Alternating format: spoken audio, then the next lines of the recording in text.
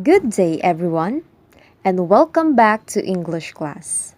In this lesson, we'll discuss the voice of the verb, and at the end of this simple lesson, I'm sure you are able to transform statements from active voice to passive voice and vice versa. Voice of an action verb by definition indicates whether the subject performs or receives the action. It's important to understand what's a subject, a doer, and a receiver of an action in understanding active and passive voice. Subject is a noun or pronoun that is being discussed or described in a sentence. A doer is a person who does something in a sentence. A receiver is a person or thing that receives the action of the verb in a sentence. Let's further understand these by examples. For example, wise men make many inventions. In this sentence, the subject is wise men. Wise men are also the doers of the action because they are the ones who do the action in the sentence, while many inventions are the receivers of the action. Let's try to identify the subject, the doer, and the receiver of the action in the second example. Very good. You got it right. An executive order was issued by the governor. The subject is executive order. In this example, the subject is the receiver of the action while the governor is the doer of the action. Voices of the verb are classified as active voice and passive voice. When the subject does or acts upon the verb, the sentence is said to be in the active voice. For example, Sylvia ruined the party. In this sentence, the subject is Sylvia. She is also the doer of the action. Another example, the judge pounded the gavel. The subject is the judge and he also acts as the doer of the action. Therefore, these sentences are in the active voice because the subjects are also the doers of the action. We use active voice when we know who is the doer of the action, when we want to say who is the doer of the action, and when the doer is more important than the receiver. On the other hand, when the subject receives the action of the verb, the sentence is said to be in the passive voice. For example, the party was ruined by Sylvia.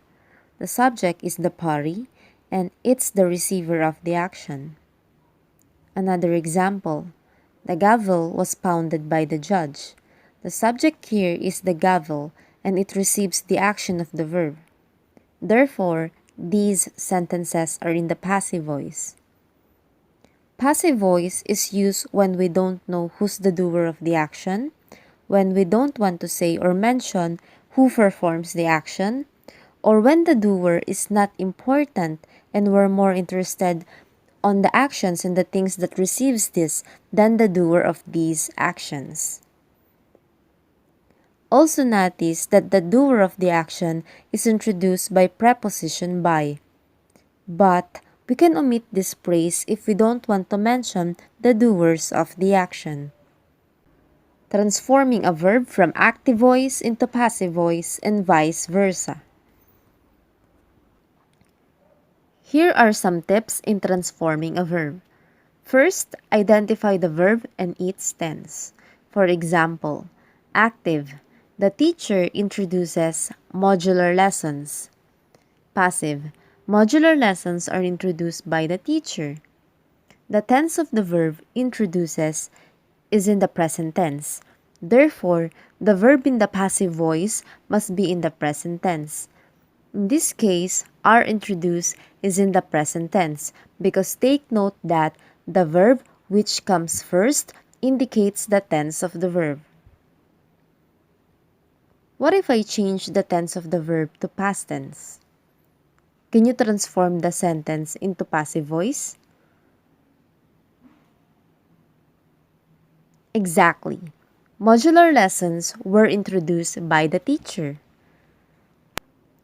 Second, identify the number of the subject.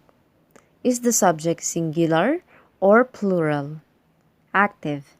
The teacher introduces modular lessons. The receiver will be our subject in the passive voice, and it's in plural form.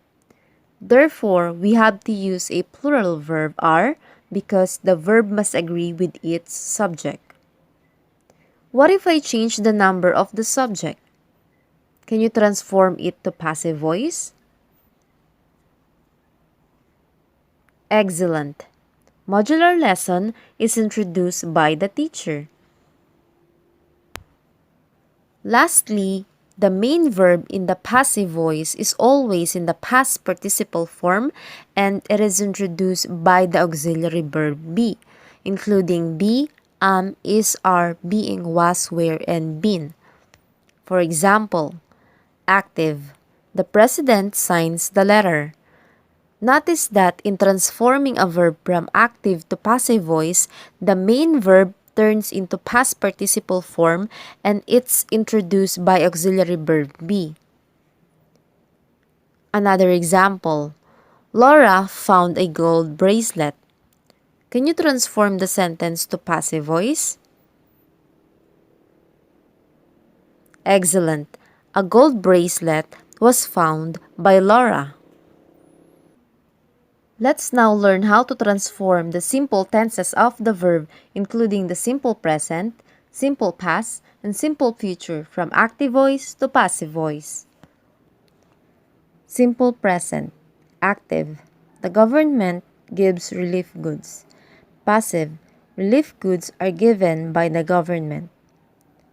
The verb in the active voice is gives, which is in the simple present tense. Notice that in the passive voice, the main verb given is in the past participle form and it's introduced by the simple present form of auxiliary verb be, which is are, because the subject relief goods is in its plural form. Another one. Active. Bong writes a letter. Passive. A letter is written by Bong. Simple past. Active. Many boys helped the wounded men. Passive. The wounded men were helped by many boys. The verb in the active voice is helped and it is in the simple past tense. In the passive voice, the main verb helped is in the past participle form and it's introduced by the simple past form of auxiliary verb were, which agrees to the plural subject men. Another one. Active. Sarah mailed the document. Passive. The document was mailed by Sarah. Simple future. Active. Someone will take my gadgets. Passive. My gadgets will be taken by someone. The verb in the active voice is will take, which is in the simple future tense. In the passive voice, the main verb taken is in the past participle form and it's introduced by will, which indicates future action, plus auxiliary verb be. Another example. Active. Arthur will send a package. Passive. A package will be sent by Arthur. Before we end this lesson, let's know the significance of using active voice and passive voice. Active voice improves clarity of speech and writing as it determines who takes the action, while passive voice allows us to focus and emphasize what's happening and who's receiving the action. Alright, let's end this lesson here. If you have questions on this topic, please feel free to ask in the comment section. I hope you learned something today and thank you for listening.